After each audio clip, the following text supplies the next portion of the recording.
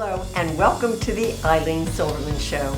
I'm your host Ilene, and on this week's program, Executive Director Teresa Beachy discusses how Peaceful Paths can assist victims of domestic violence through their programs and services, and how you, our community, can support Peaceful Paths. Stay with us. We'll be right back.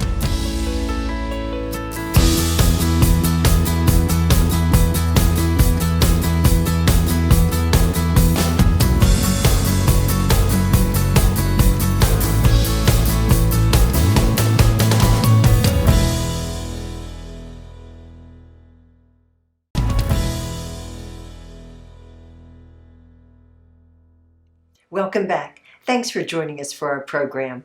I'm very pleased to introduce our guest, Teresa Beachy, Executive Director, Peaceful Paths Domestic Abuse Network.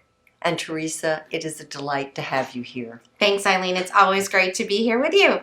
Well, I'm thinking back to many years ago when you were on the Ilene Silverman Show, and I was just learning about Peaceful Paths. Yes. But you have been executive director, a milestone, a record. How many years? 19 last month. Yes, congratulations. Thanks.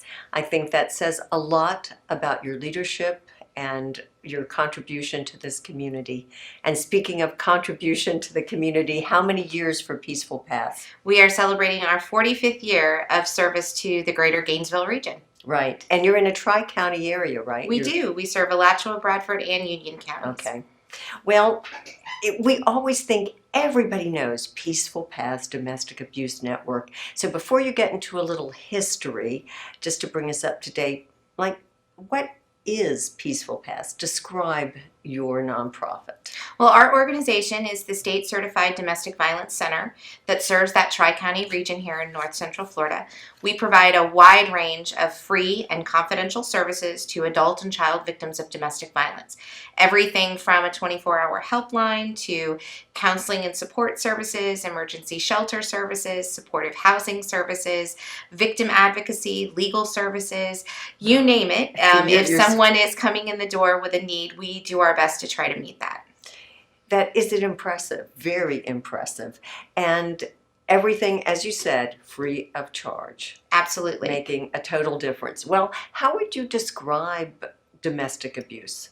Well, really, people think of domestic violence, domestic abuse, intimate partner violence as things that involve a lot of physical altercations or assaults, but really, It's a pattern of power and control. It's really about one partner in the relationship trying to dictate the rules of that relationship to the other partner. And they'll use really whatever means are necessary. So in some relationships, it is a lot of physical or sexual violence. Mm-hmm. In other relationships, it's a lot more of the emotional abuse or financial control.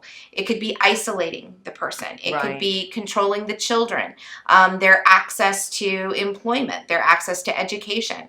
Really, it just depends. Boxing them in. Right. It depends on what is effective with that particular victim. But the key thing is that it is a pattern. It's not something that just happens once in the relationship. It creates a dynamic of fear where one person is really afraid of if they don't comply, what will happen. And it generally involves escalation. So as the relationship grows, continues, moves forward, we see what in the beginning may have been name calling, escalating into maybe a push or a slap or strangulation, use of weapons, all of the things that we see along that continuum that says that this individual is in danger. Whoa. Well, when someone finally gets to the point where they call your helpline, tell me a little about that. I know it's 24 hours, 365 days, somebody is there, but what happens, or what would happen when they pick up that phone? The key thing for us as an organization is we want to make sure that as a survivor calls or walks in our door, that the first thing we do is say, what do you need? How can we help? And we do a lot of listening. Non-judgmental. Non-judgmental. We're not there to say, you need to, you should, you must. Everything's different. Right. We do a lot more of validating. This is really difficult for you. We're really sorry you're going through this. There's a lot of options that you have. Do you want to discuss what those are. Right. Do you need help for your children? Are you safe where you are now? Do you need us to help you call police? So we kind of go through a template, if you will, Yes. with assessing, first of all, are they in immediate danger, and do they need someone with a gun or a gavel Right. to intervene, whether it's the police or the judiciary. Or we say, if you're not in immediate danger, but you're really concerned about the relationship that you have and the effects that it's having on you and your children, then we talk about services, whether it's counseling, maybe it's children's services, maybe it's victim advocacy or legal services, and give them the option to start making decisions for themselves, which is something that generally their partners have denied them. So empowering them to talk about the situation with someone who will listen, who will not judge them, and then start kind of making a plan on how we're going to stay safe and what we're going to do moving forward. And they've made that first step by reaching out. So they've reached that point where they need to go past what they're suffering with. Excellent. We're going to take a quick break. Much more to talk about. Stay with us. We'll be right back.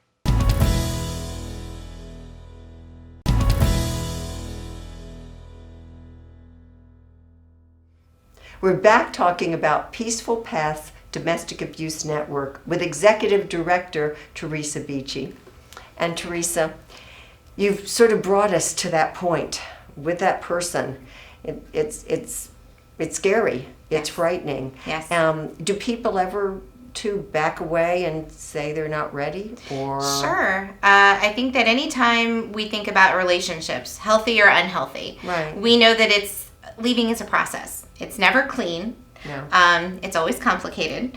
And so when you throw in added dimensions of things like fear or control or entanglements with children and finances, even in the best of situations, those things are difficult to extract yourself from. So victims of domestic violence experience all those obstacles. Plus, they have this fear. The fear. Right. And they're it's very rational fear. Yes. Right? We know that women have a 7 times greater chance of being a victim of homicide when they leave the relationship. So we know that that's a very dangerous time. Getting a restraining order can be very scary. Making the break and going to shelter can be very scary. And you might not have anything. You might have to give up what makes you comfortable. But yet there we are, and we're going to provide those safety and support services and hopefully get them on that path towards self-sufficiency. Right. So explain, now that we're at that point, because you have so many wonderful programs and services, again, all free of charge. How do you get it all? What gets going at this point? Well, what's great is out of our $2.4 million budget that's mostly grant funded, about 15% of that is raised locally. And it really allows us to do this tremendous amount of innovative work that's led to some really great programs. So we have our economic empowerment program, which we've got a fundraiser coming up. The Power of the Purse. Power of the Purse. We love it. That is a wonderful program. The more I've read about it, I'm very impressed. But our children's programs, our violence prevention programs, our high-risk team, these are all things that have really kind of grown out of what we've seen as a need, and that there's a gap, and that we're able to then go to donors, to funders, whether it's the county, United Way, whatever the partnership is, and say, we need to meet this need. And we've been very fortunate with folks like our clerk of court who've given us, have an office space, to the folks who are there on the ground serving as mentors, whether it's the Displaced Homemakers group or whomever, that are just right there making sure that every victim who walks through that door can do a safety plan, can talk about their basic needs, and whether it's housing or childcare, we're going to be able to match them up with the person in the community that makes that happen right away. Well, and I've seen some of the statistics out there, even from 2018. If you would share some of those, because it is impressive, and it kind of shows us how much need there is. Well, it's amazing. Since we built our new campus that opened in 2015, it was really a situation that we weren't sure, how many people would be coming through those doors. But those 72 beds on campus have stayed consistently full. And so each year we're serving right around 400 people face-to-face on the campus with about 15,000 shelter nights, which is a huge To number. me, that's huge. Yeah, it's Yes, a huge it number is. for us It shows the historically, need. and also just if you look at the size of our community. But what Exactly. it's really demonstrating is that the need was there, and the campus allowed us to meet that need again with all of the community support that we've had. So we're just very fortunate. Yes, and we are fortunate, our community, to have you in this community.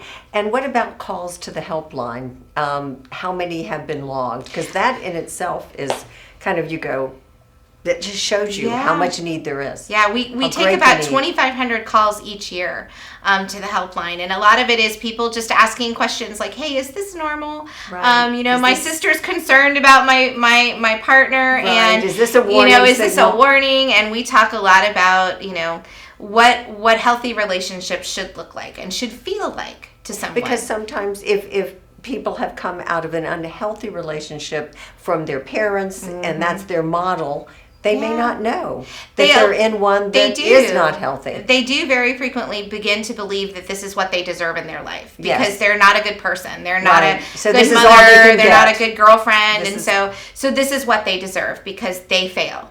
And they don't really see it for what it is, which is that it's a partner who's diminishing their worth in order to control them. And then what happens, they just have to finally get the strength to break that chain. Absolutely. Takes a lot of strength. Takes a lot of strength and a lot of support. Yes, and you're providing that. We're going to take another quick break. Stay with us. We'll be right back.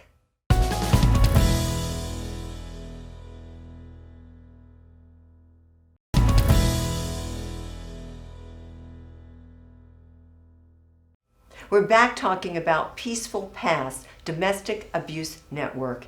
And Teresa, you have so many wonderful events throughout an entire year. I look forward to attending many We love of having them. you. Thank you very much. With many community members, they're well supported. And you've already mentioned one that is coming up soon, Power of the Purse. And tell us more about that. We're so excited. This is our 5th annual event. It's a luncheon event. This year it's going to be at the Women's Club. You can come out on a Thursday, have lunch, drink some mimosas, buy some purses, learn about our financial literacy program and how you can support economic empowerment for survivors. It's a great event. You can find the tickets on our website or like us on Facebook and you'll see the event there. Okay, make it easy. We do make it easy, and it's a great way to support that particular project. Well, I'm impressed with that project. And I already have that Thursday, October 3rd circled on my calendar. And I love the whole concept because the silent auction is donated handbags. It is. The purse, and of course the power of the purse. But the program through Peaceful Paths that really can help a woman redirect her life financially, it is quite impressive. It is, because we're a credit reporting agency. We do micro lending. We help people establish savings accounts. Yes. And we've had some tremendous success for survivors who've just really been able to find themselves in a different path to self-sufficiency. Yes. And it's tremendous. I mean, they come to you for help, but the help you give is sustainable, is a direction for their life. Absolutely. And that's what people need. It And they is. need to know that because that encourages people to come for help. And when they share their stories, it's an incredibly Yes. powerful experience to hear what they've gone through and how they've been able to really alter their lives in a way they didn't imagine. Right. And then somebody gets to go home. Well, many people get to go home with fantastic handbags. Absolutely. And I think a plated luncheon, a good time. We look forward to it. Great. And then that's just part, and actually it ties in beautifully with October Domestic Violence Awareness Month. Yes. So good timing. Good time. And then you just move us on throughout the year. Sure, and we try to have events pretty much every month that people can get involved Good.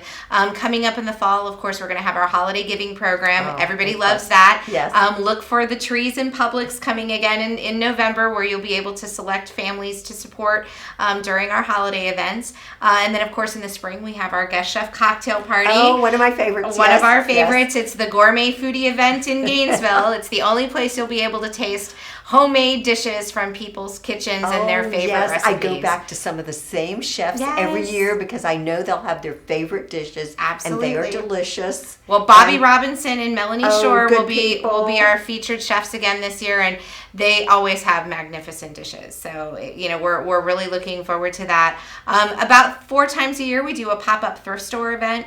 Excellent. Great time to come out and get bargains.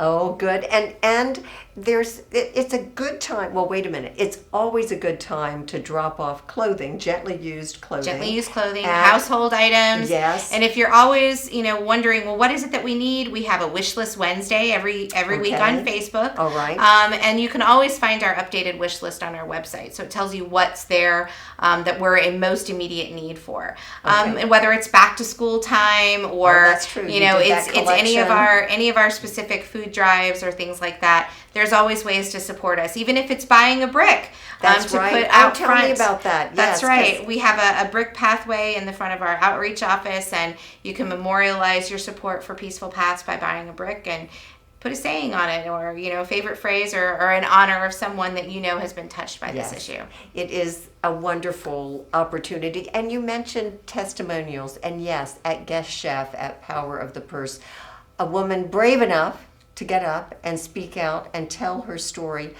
I have heard some powerful sharing of what someone's life was like before they came to Peaceful Paths and the change in their direction. And sometimes nothing puts it at home, says it like someone's personal words, and it is quite awesome to hear. I think so many times people forget how much this issue affects everyone in our community. Yes. That it's not just a particular group of women, battered women. It's battered women can be any woman. Exactly. It also affects men. It affects people in every socioeconomic group and every racial group. So it's definitely widespread, and those events can bring. And if we see people that we know, if we listen, if we hear, if we think, we should encourage our friends to seek help. Absolutely. Yes, we should be aware. Definitely. We still have more to talk about. Stay with us. We'll be right back.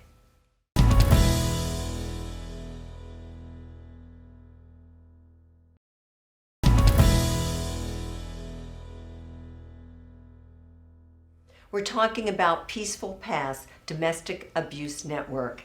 And Teresa, all right, so many good things to get us involved. But then there's even more. That's right. We how do we get involved? We couldn't do what we do without the support of the community, and there's really so many ways to get involved. And if you like to volunteer, we always have volunteer opportunities. Yes. We just had a gentleman coming and painting our offices last week. Incredible. People that come in and sort through our pantry every week. People who come and do child care, who just valuable. Provide all the kind of background tasks that we need help with. Some you don't even think you need till someone appears and takes over that opportunity. There's always ways to get involved directly with the organization, and we appreciate all of those. Then the next step. Then, of course, there's a lot of people who like to do things for us. Those third-party fundraisers that are tremendous, like the Publix holiday giving. Yes. That's a great example of that. The fashion show that you just had. Oh, yes. With the new Eileen's Gator store. Thank you. Those are awesome. Country Club. Those are awesome events. We were proud to partner with Peaceful Paths. Well, you've been a great partner this year, Thank in you very particular much. with our bingo night over at the High Dive. I loved it. Now I'm all into bingo. I'm looking That's for going the to next happen time every we're year. gonna do That's it. going to happen every year. So, those kinds of third-party things where people get involved, whether it's a brewery that wants to do an event or a restaurant, those are always great ways to do those things. But then on a smaller scale, people are doing Facebook fundraisers, for their birthday or in support or in honor of a family member or a friend that's been honored. We really have made a tremendous amount of great revenue off of those Facebook fundraisers. And it's a really easy way for people not only to bring awareness to the issue, but to bring in those extra dollars that fill in the gaps where the grants don't. And it shows what they care about. Absolutely. And I think it makes a wonderful call to action to the community. And that's those well done. Those calls to action mean so much when we're talking about financial support. the organization, like I said, raises about 15% of our budget right here in the local community. So it is very important. It's very important. It's those annual giving that people do, the planned giving that folks do. Yes. This past spring, we had a local teacher, 35-year teacher in this community, leave us her house. Oh, and amazing. you know what an amazing gift it was. Yes. It is going to support again our financial empowerment programs. She's going to house untold numbers of families because of that particular donation. Yes, what a wonderful legacy. And Yes. Community Foundation of North Central Florida, Peaceful Paths is always up there in Up the there, amazing give. Right. And those are the ways that folks in the community can show that support for us, their belief in the mission that we do. We have a tremendous board of directors. Yes, a very tremendous active. director of development, Stephanie Fries. You can contact her anytime. Right.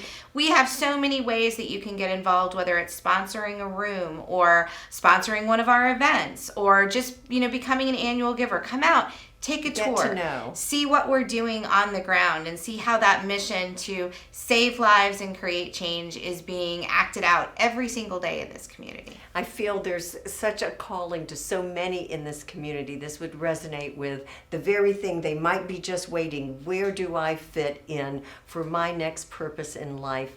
And to me, for many people, this could be it, Peaceful Paths. Well, we hope so. We know that 1 in 3 women in their lifetime in the United States is impacted by some form of relationship violence. And so we know that there's no one in this community that in one way or another has not been affected or touched by this issue. Indeed. And we want to make sure that we have a path for each and every one of those survivors and every one of those supporters to get involved with us and have a meaningful experience, a life-changing experience while we're working to save lives and create change. Well, I want to thank you for all that Peaceful Paths has done and continues to do in this community, and for your leadership. Thank you, Ilene. Dr. Teresa Beachy, for leading the way for 19 years and for many more to come. Well, thank I you. congratulate all of you. Thank you for sharing so much important information. Thanks for inviting us. Well, it's been our pleasure. And we're so glad that you tuned in, and I hope you will join us next week. Take care.